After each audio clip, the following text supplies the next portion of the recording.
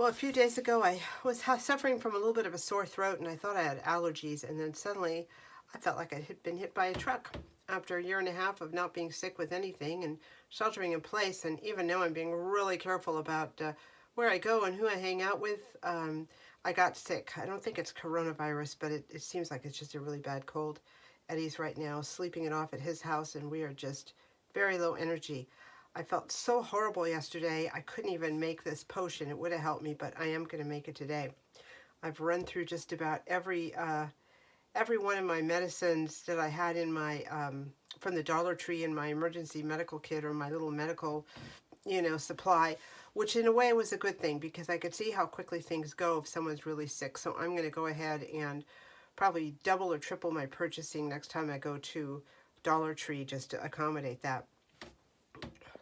This is a third generation Mountain Man recipe. It was given to me by the third generation. I also knew the father of this man. The father just passed away at the age of 96, and this was also from his parents and probably more. It has never failed me, never. So we're going to make it right now, and I'm going to drink it. First of all, you need whiskey. It was recommended that I use this Jeremiah weed. Purchased it at Walmart. This is actually the same bottle that I got about 5 years ago, so you can see I'm not a big drinker here. I just use it for this purpose. This is the spice one. There's all different types of flavors, but this is mild, and it seems to go well with the other ingredients. You can use any whiskey you want. Honey. This is actually homemade honey. It still has the label from whatever was in it before. This 85-year-old guy does this. He has a farm, and he does his own honey and all sorts of stuff on the farm for the last, probably 60 years. It's very, very good, so I'm going to be using that. Some lemon. And the aspirin is optional. The drink without the aspirin is just an excellent drink for relaxing, calming down. If you're sick, then the aspirin is helpful. Now, in order to dilute the aspirin, because I've noticed that these aspirins do not break up, I have a small mortar and pestle, so I'm going to be breaking it up in here into a powder. Also, you're going to need hot water to tie it all together. Well, I've powdered the aspirin, and I juiced that little lemon, took out the seeds out of there. I have some hot water boiling, so let's get started with the rest. The amount of whiskey you pour in is going to depend on you. I do not need a lot of whiskey. I do not drink. I don't have a tolerance for it, so I'm going to just put a splash in there. That's enough for me. Now I'm going to put in my lemon.